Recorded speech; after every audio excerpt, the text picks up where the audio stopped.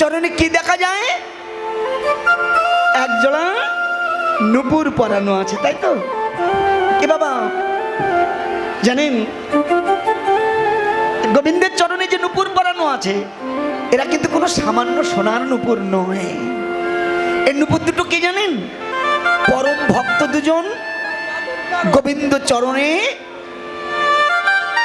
শরণ নিয়েছে। সে দুজন, এই দুজনকে একজন হলো কর্ণব ঋষি আর একজন হলো বিষা বসু। মনে থাকবে তোমার? বাতাসা পেয়েছো, বাতাসের সঙ্গে মাখিয়ে কথাটা খেয়ে নিও। কেন জানো?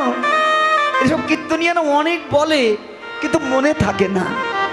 আমাদের ছেলে মেয়েরা বড় বড় ডিগ্রি পেয়েছে কিন্তু দুঃখের বিষয় কি জানেন? শাস্ত্রীয় কথা যদি একটা জিজ্ঞাসা করা হয় জানি না। আর এই কারণেই আমাদের সনাতন ধর্মের ছেলে মেয়েরাই বেশি বেশি নিজ ধর্মকে অপমানিত করে অন্য ধর্মে চলে যাচ্ছে। এর একটাই কারণ, আমাদের তেমন শিক্ষা প্রতিষ্ঠান নাই, আমরা জানতে পারি না। আর এই জন্যই আমাদের সনাতন ধর্মের মানুষের এই অবস্থা। শুধু বছর সালে একবার করে কীর্তন হবে, সেই কীর্তনে আমরা কীর্তন শুনবো, না না, এর দ্বারা কখনো সনাতন ধর্মের মানুষের উপকার হবে না। এই জন্য প্রত্যেকের উচিত কি জানেন? প্রত্যেক দিন বাড়িতে শ্রীমদ্ ভাগবত গীতা পাঠ করা উচিত, ভাগবত পড়া উচিত, সাধুসঙ্গ করা উচিত, যার দ্বারা মানুষের এই ভক্তিগুলো বাড়বে, মানুষ জানতে পারবে। এখান থেকে যদি দুটো কথা আপনারা নিয়ে যেতে পারেন, এই দুটো কথা যদি মনে রাখেন, প্রত্যেক কীর্তন থেকে দুটো কথা করে মনে রাখতে পারলে আপনি অনেক কিছু জানতে পারবেন। তাহলে এই দুজনকে, একজন হলো কর্ণব ঋষি আর একজন হলো বিষা বসু। মনে থাকবে তো? আমি কিন্তু আবার জিজ্ঞাসা করবো পরে। তা কি করে এরা গোবিন্দ চরণ পেল? ত্রেতা যুগে যখন রামচন্দ্র বনবাসে গিয়েছিলেন, আপনারা জানেন অনেকে, এই বনবাসে যাওয়ার পর সীতাকে হরে নিয়েছিলেন লঙ্কার রাবণ। এই সীতাকে খুঁজতে খুঁজতে বনপথে চলতে চলতে ভগবান ক্লান্ত হয়ে নিজের ধনুকবাণটা ওই গাছের গায়ে রেখে তিনি বসে বসে সীতা সীতা বলে কাঁদছিলেন। হঠাৎ লক্ষণ এসে দেখলো কি জানেন? ভগবানের চোখের জল মাটিতে পড়ছে আর তলা দিয়ে রক্ত গড়িয়ে যাচ্ছে। আচম্বিত হয়েছিল লক্ষণ, এ কি দাদা, তোমার চোখের জল মাটিতে পড়ছে আর তলা দিয়ে রক্ত যাচ্ছে কোত্থেকে? প্রভু রাম দেখলো সত্যি তো, তলা দিয়ে আমার চোখের জল পড়ছে আর তলা দিয়ে রক্ত যাচ্ছে কোত্থেকে? হঠাৎ দেখলেন যে ধনুক বাণ তিনি রেখেছিলেন, ওই ধনুকের চাপা পড়েই একটা ব্যাঙ রক্তাক্ত হয়েছে। ব্যাঙটাকে হাতে নিয়ে বলেছিল, ব্যাঙ সাপে যখন ধরে তুমি গোগো করে নাকো, কিন্তু ব্যাঙ আমি যে তোমায় আঘাত করলাম তুমি কেন ডাকলে না বলো? ব্যাঙ বলেছিল, প্রভু সাপে যখন ধরতো আমি গোগো করে বলতাম, প্রভু কৃপা করে তুমি এই বিপদ থেকে আমাকে রক্ষা করো, কিন্তু সেই তুমি যখন আমাকে আঘাত করলে আমি কাকে বলবো প্রভু তুমি আমায় রক্ষা করো? তাই তো বলিনি। প্রভু রাম বলেছিল, ব্যাঙ বলো তুমি কি চাও? আমি না জেনে অপরাধ করে বসেছি, শোনো তুমি যদি চাও আমি নতুন জীবন তোমাকে দিতে পারি। ব্যাঙ বলেছিল, প্রভু তা আমি জানি, কারণ তুমি যে ভগবান, চাইলে তুমি আমার জীবন দিতে পারো, কিন্তু চাইলে তো আমি তোমার হাতে মরার সৌভাগ্য অর্জন করতে পারবো না প্রভু। ভগবান ডেকে বলেছিল, ব্যাঙ তুমি ব্যাঙ হয়ে কথা বলতে পারো, তুমি তো যে কোনো ব্যাঙ নও, সত্যি করে বলো তুমি কে? তখন ব্যাঙ বলেছিল, প্রভু আমি আর কেউ নই, আমি হলাম কর্ণব ঋষি। সে কি, তুমি ঋষি হয়ে তুমি ব্যাঙ হলে কি করে? জানো প্রভু, আমি একদিন আমার গুরুদেবের চরণ সেবা করছিলাম। এই চরণ সেবা করতে করতে হঠাৎ আমার নখের আঘাতে আমার গুরুদেবের চরণ ক্ষত বিক্ষত হয়েছিল। আমার গুরুদেব আমাকে অভিশাপ দিয়েছিল, রে পাপী, তুই যখন গুরু সেবায় অপরাধী হলি আমি তোকে অভিশাপ দিলাম, আগত জন্মে তুই ভেক জনে প্রাপ্ত হবি। আমি গুরুদেবের চরণে আচার খেয়ে পড়েছিলাম,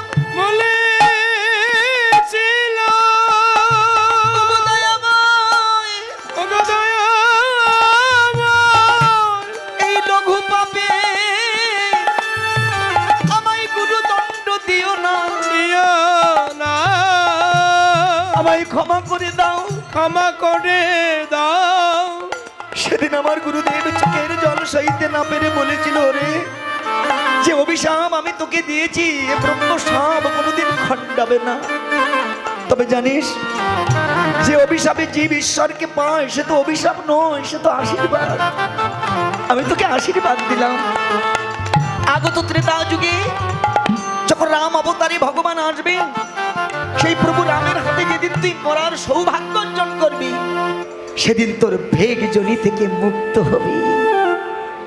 প্রভু, আজ এতদিন বাদে আমার সেই আশা যে পূর্ণ হয়েছে। প্রভু, ভগবান বলছে, ব্যাং কিছু তো চেয়ে নাও, তোমাকে কিছু দিতে পারলে আমি যে বড় আনন্দিত হব। ব্যাং কি চেয়েছিল জানো মা? দেখে বলেছিল, প্রভু দিতে চাও আমার প্রতি, যখন তোমার এতটাই কৃপা, যদি দিতে চাও আমার কথা নিও প্রভু, আমাকে নয় আমার গুরুদেবকে তোমার আতুল চরণে ঠাঁই দিও। দেখেছেন, এই কারণেই গুরু যারা শিষ্য করে তারা, কেন একটা শিষ্য যদি শিষ্যের মতো হয়, গুরুর যদি হাজার অপরাধও থাকে, ওই শিষ্যের জন্য গুরুও পার হয়ে যেতে পারে।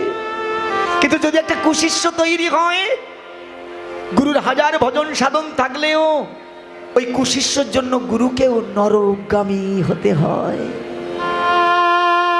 প্রভু রাম ডেকে বললেন, ওরে তোমার মতো জ্ঞানী তো জগতে কেউ নাই।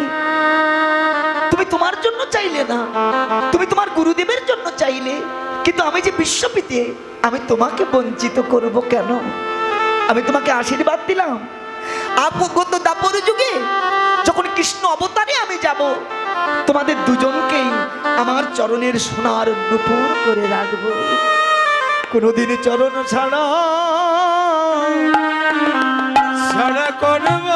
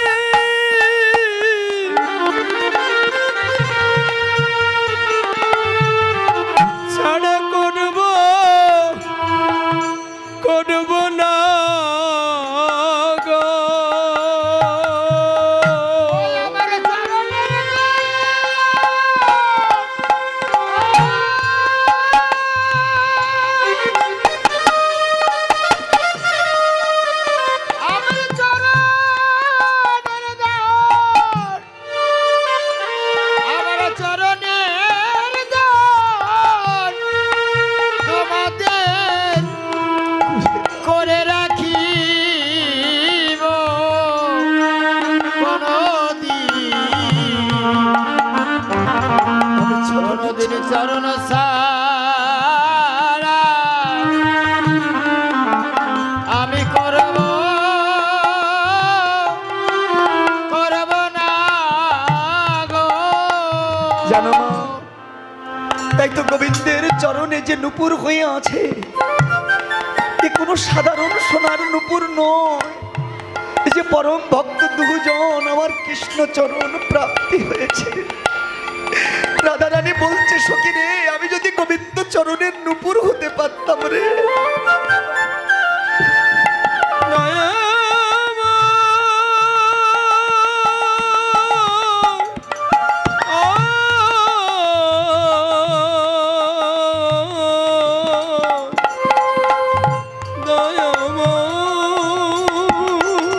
সখী রে,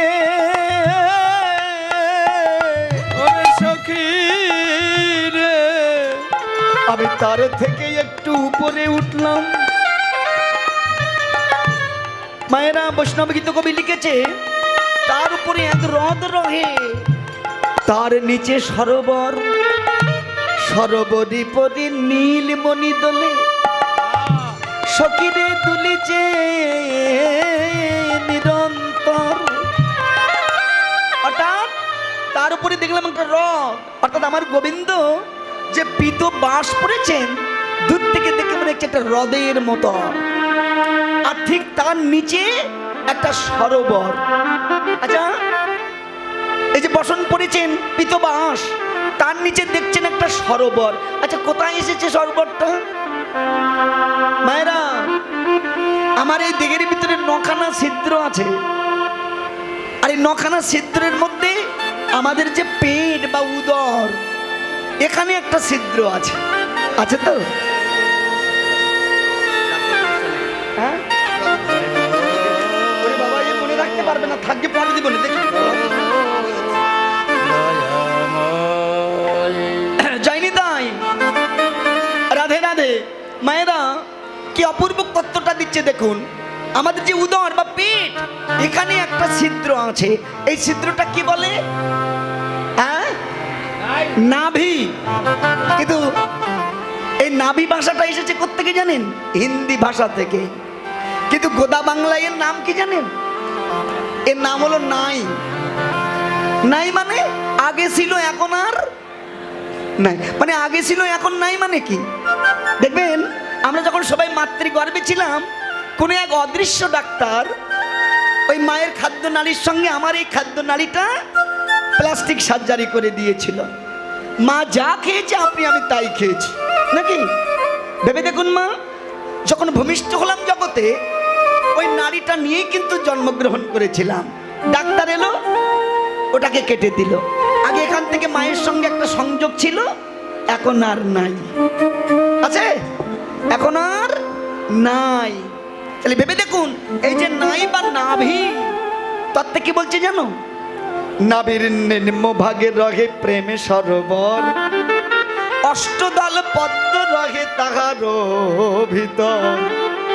এর প্রত্যেকটা কথা খুব তত্ত্বের কথা মায়েরা।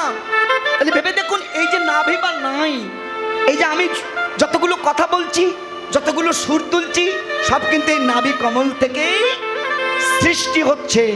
প্রেম এই নাভি কমল থেকেই সৃষ্টি হয়। কিন্তু দুঃখের বিষয় কি জানেন? আমরা তো ইন্দ্রিয়ের পূজারী, তাই সেই প্রেমটাকে অকস্মাৎ কামনায় রূপান্তরিত হয়। মায়েরা খুব মনোযোগ দিয়ে কথাগুলো শুনবেন। যে নদীতে জোয়ার ভাটা বয়, দেখবেন ওই নদীতে কিন্তু কখনো পদ্মের জন্ম হয় না। হয়? পদ্মের জন্ম হয় কোথায় গো? একটা আবদ্ধ জায়গায়। কেমন? কিন্তু যে নদীতে জোয়ার ভাটা বয়, ও নদীতে কখনো পদ্মের জন্ম হয় না। তো আমাদের দিকে তো কামনায় পতিত হয়ে জোয়ার ভাটা অটোমেটিক্যাল চলছে। তাহলে এখানে ভক্তিরূপ পদ্মের জন্ম হওয়া তো উপায় নেই। বৈষ্ণব গীত কবি বলছে হয় না, হবে। কখন? তত্ত্বে লিখেছে, কামনা সাগরে মাতৃ দিবি, ধরিয়া রাখিবি ঢেউ, কমল রূপিবি যতন করিবি, রসিকি ফলিবে সেও।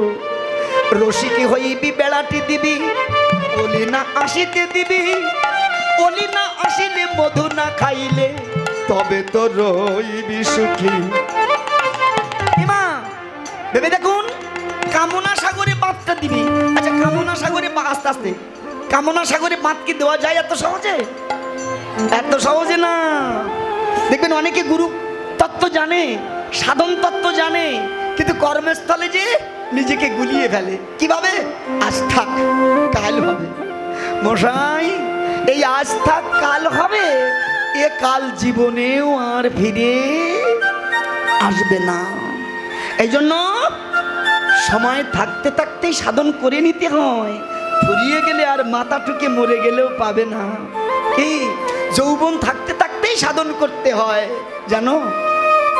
একবার যৌবন চলে গেলে ও শুধু দেহে আর সাধন করে কোনো লাভ হবে না। এই জন্য কি তত্ত্বগুলো দিচ্ছে দেখুন। তাইতে কি বললেন? বাদ দেওয়া যায় না, আবার যায়। কি করে যায় আমি শিখিয়ে দিচ্ছি আপনাদের। আচ্ছা মা, আপনাদের কি তাল গাছ আছে? খেজুর গাছ আছে? আখ পাওয়া যায়? আচ্ছা, এ থেকে কি পাওয়া যায় গো? রস। আচ্ছা, রস থেকে কি হয়? গুড়। গুড় থেকে চিনি। চিনি থেকে মা, এদের তো মুখস্থ। চিনি থেকে মিশ্রি হয়।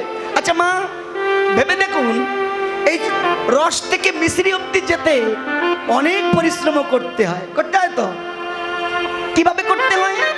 রসটা জ্বালাতে হয়। আচ্ছা মা, যখন রস জ্বালানো হয় অনেক সময় উতলে পড়ে যায় তো? না, আপনাদের যায় না বোধ হয়, পড়ে যায়। আচ্ছা, যখন পড়ে যায় আপনারা কি করেন? আরো জোরে জাল দেন? হ্যাঁ, বাহ, তাহলে আর কি বলবে, তো শিখে গেছে মশাই। তাহলে রসটা যখন উতলে যাচ্ছে আঁচটা কমিয়ে দাও, কি হবে, ধীরে ধীরে রসটা থিতিয়ে যাবে। যখন থিতিয়ে গেল আবার টানা জালে জাল দাও, আবার উতলে যাচ্ছে, আবার আঁচটা কমিয়ে দাও। এমনি ভাবে একেবারে টানা জালে, একেবারে নিবো জালে, একেবারে টানা জালে, একেবারে নিবো জালে, এইভাবেই জ্বালাতে থাকো।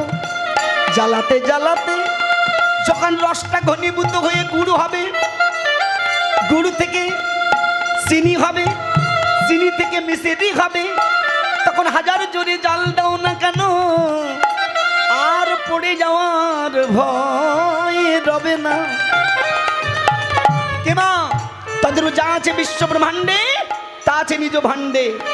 আপনি আমি যে খাবার খাই তা থেকে রস হয়, রস থেকে রক্ত হয়, রক্ত থেকে মেদ হয়, মেদ থেকে মাংস হয়, মাংস থেকে মজ্জা হয়, মজ্জা থেকে কৃষ্ণ প্রেম ভক্তি রস তৈরি হয়। ভেবে দেখুন এতটুকু বস্তু তৈরি হতে কত সময় লাগে, কিন্তু নষ্ট করতে বিন্দু মাত্র সময় লাগে না। তাহলে কেন বস্তু ধরে রাখতে গেলে কি প্রয়োজন?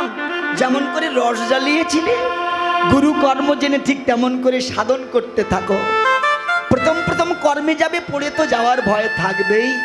গীতায় বলছে তুমি অভ্যাস যোগটা করে যাও, করতে করতে তুমিও একদিন সেই স্তরে পৌঁছে যাবে। একবার টানা জালে, একবার নিবো জালে, এভাবে জ্বালাতে জ্বালাতে যখন দেখে রসটা ঘনীভূত হয়ে গুড় হবে, গুড় থেকে চিনি হবে, চিনি থেকে যখন ভক্তির ডেলা পাকিয়ে যাবে, তখন হাজার ধরে ধাক্কা দাও না কেন, নিতাই গৌর হরি বল বলে আর হরি বল।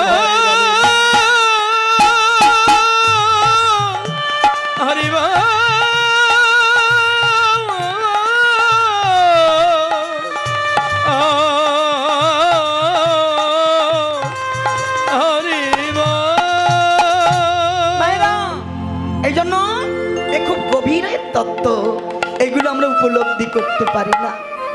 রাধারানী বলছে সখী রে, আমি তা থেকে আরো একটু উপরে উঠলাম, কি দেখলাম জানিস? সখী তাহার উপরে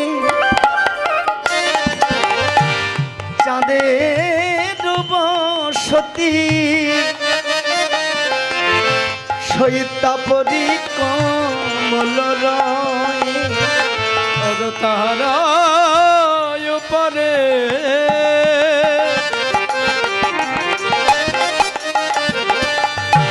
চাঁদের বসতি, তারপরে কমল আবার কমলের উপরে রাগ দিলেন ফুল,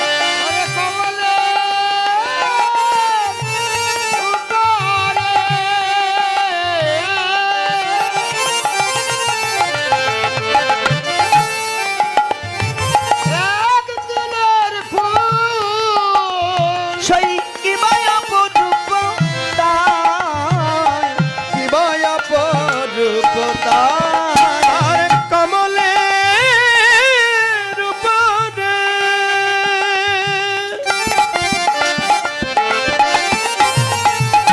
একদিনের ফুল,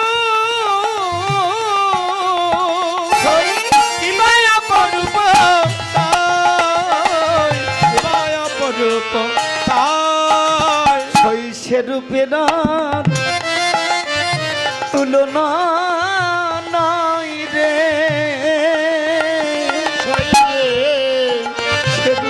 সে রূপে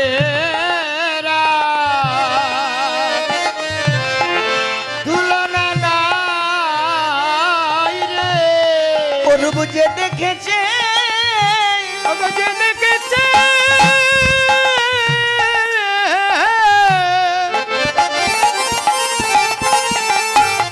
সেই ভুলেছে, বলি সে রূপের আর নাই তুলনা, দেখেছে সেই ভুলেছে,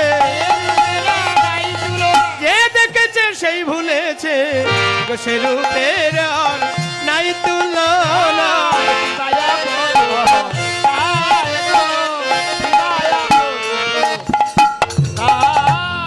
বলছে তাহার উপরে চাঁদের বসতি, অর্থাৎ আমার গোবিন্দের এই যে বদন ঠিক যেন অকলঙ্ক পূর্ণ শশীর মতো। তার মধ্যে দেখলাম একটা সত্য প্রস্ফুটিত পদ্ম ফুল। পদ্ম ফুল কি গো মা?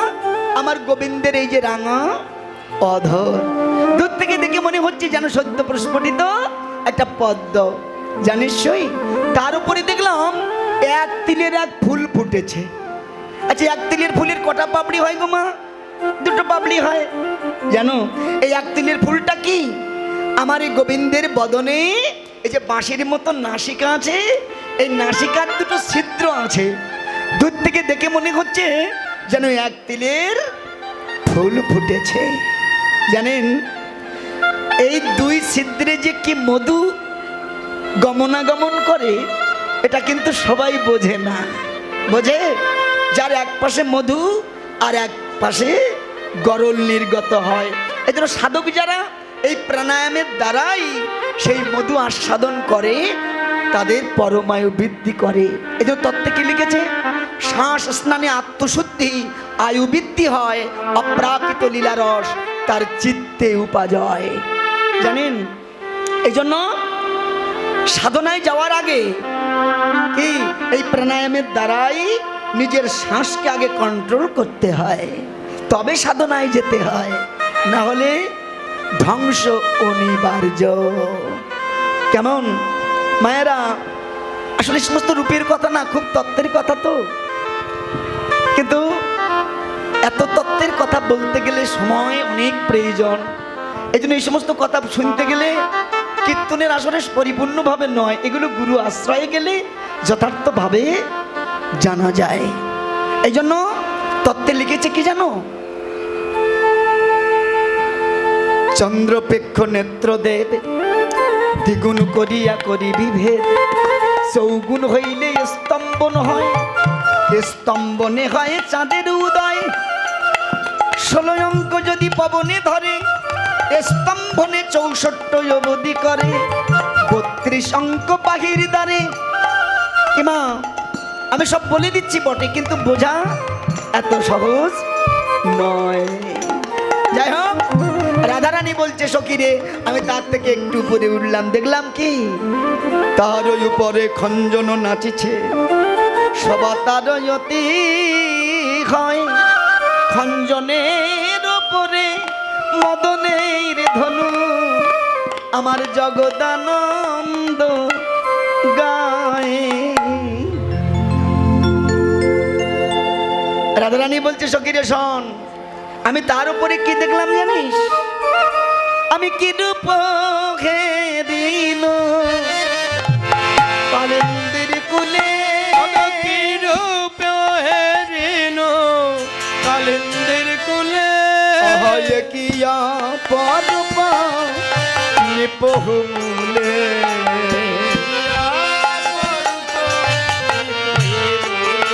দেখলাম অচলা চপলা মেঘের গায়ে, চলা চাপলা মেঘের গায়ে, মৃগঙ্ক রক্ষিত শশঙ্কের উদয়। মায়েরা কথাগুলো একটু মন দিয়ে শুনুন, কি বলছে? তার উপরে দেখলাম কি? আহা, আমি দেখলাম যেন অচলা চপলা, দেখলাম অচলা। আচ্ছা মা, চপলা মানে কি?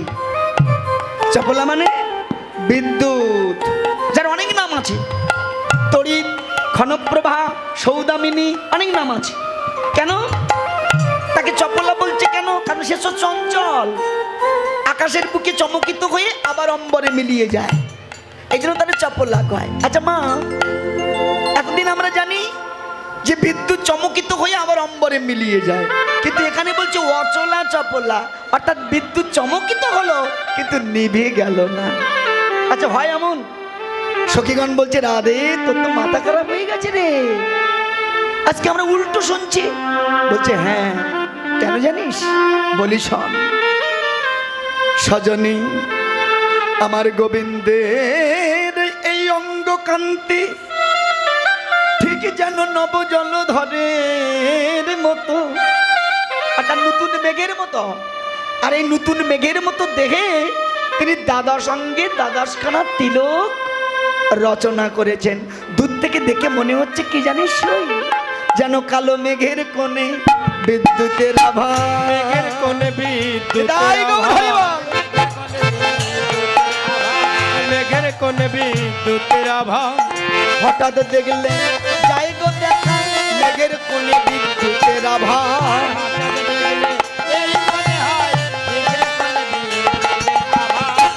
রাজা রানী বলছে সখী রে, দূর থেকে দেখে মনে হচ্ছে যেন কালো মেঘের কোণে বিদ্যুতের আভা প্রকাশ পাচ্ছে। শুধু তাই নয়, আর একটা আশ্চর্য জিনিস দেখলাম। কি দেখলাম কি জানিস? আহা ময়ূর নাচিছে জলদপরি, ময়ূর নাচিছে জলদপরি। আবার পলিকুল রহে চাঁদের ঘেরে। আস্তে আস্তে মা কি বলছে? আমি দেখলাম কি মেঘের উপরে ময়ূর যেন নৃত্য করছে। সখীগণ বলছে তাই হয়? মেঘের উপরে কখনো ময়ূর নৃত্য করতে পারে? সখী রে, তোরা যা ভাবছিস তা নয়, জানিস আমার গোবিন্দের এই যে মাথার কেশ দূর থেকে দেখে মনে হচ্ছে যেন কালো মেঘের মতো। আর এই মেঘের মতো কেশের ওপরে তিনখানা ময়ূর পুচ্ছ দিয়েছে। দূর থেকে দেখে মনে হচ্ছে যেন কালো মেঘের উপরে ময়ূর নৃত্য করছে। ওমা, এই যে ময়ূর পুচ্ছ গোবিন্দ কেন দিয়েছে বলতে পারেন? তিনি রাজার ছেলে, কেন তিনি মাথায় ময়ূর পুচ্ছ দিয়েছেন? আসলে ভগবানের অঙ্গে প্রত্যেকটা যে আভূষণগুলো আছে এক একটা তত্ত্ব বিরাজ করে, এটা আমরা অনেকে বুঝি না মা। এই ময়ূর পুচ্ছ কেন দিয়েছে জানো? কারণ ভগবান ময়ূরের প্রেমের কাছে, ভক্তির কাছে তিনি ঋণী হয়ে গিয়েছিলেন। কবে? সেই ত্রেতা যুগে, যেদিন তিনি বনবাসে গিয়েছিলেন। মা সীতা দেবীর প্রচণ্ড জলের পিপাসা লেগেছিল। জল পিপাসায় যখন মা সীতা দেবী ছটফট করছে, ভগবান রাম মনে মনে চিন্তা করলেন এখন কোথায় জল পাই। হঠাৎ একজন ময়ূর এসে ভগবানকে ডেকে বলল, প্রভু চলো আমি তোমাকে জলের সন্ধান বলে দিচ্ছি। কিন্তু যেহেতু আমি পাখি, আমি তো হেঁটে তোমার সঙ্গে যেতে পারবো না, আমাকে আকাশ দিয়ে উড়ে যেতে হবে। তো প্রভু আমি আগে আগে যাচ্ছি আর তুমি আমার পিছনে পিছনে এসো। প্রভু যদি বুঝতে না পারো, এই জন্য আমার অঙ্গের পালকগুলো ফেলতে ফেলতে যাব। তুমি এই পালক দেখতে দেখতে তুমি সেই জলের কাছে পৌঁছে যাবে। এই জন্য ময়ূর আগে আগে যাচ্ছে, প্রত্যেকটা পালক তুলে তার সম্মুখে ফেলতে ফেলতে, আর ভগবান সেই পিছনে পিছনে ধাবিত হয়েছে। যখন সেই জলের কাছে এসে উপস্থিত হলেন, দেখলেন কি জানেন? ময়ূর তার সমস্ত পালকগুলো প্রভু রামের সেবায় দিয়ে মৃত্যু যন্ত্রণায় ছটফট করছে। তখন প্রভু রাম ময়ূরকে হাতে নিয়ে বলেছিল, ময়ূর তুমি আমার সেবায় তোমার নিজের জীবনকে বিপন্ন করলে, বলো তুমি কি চাও? ময়ূর বলেছিল, প্রভু আমি তোমার সেবায় লাগতে পেরেছি, আর আমার কি দরকার? প্রভু বলল, শোনো, তুমি না চাইলেও আমি আমার কৃপা থেকে তোমাকে বঞ্চিত করব না।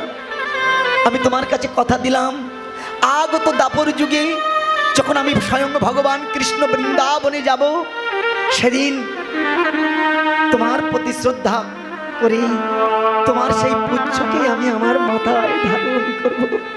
হৃদয় গৌর হরি বল, হরি বল।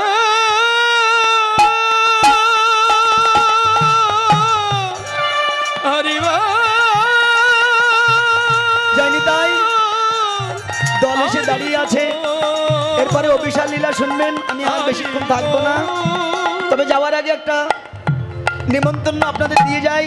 আর যারা দক্ষিণা দিতে চান লোক যাচ্ছে দিয়ে দেবেন। আমি এই ফাঁকে আপনাদের একটা নিমন্ত্রণ।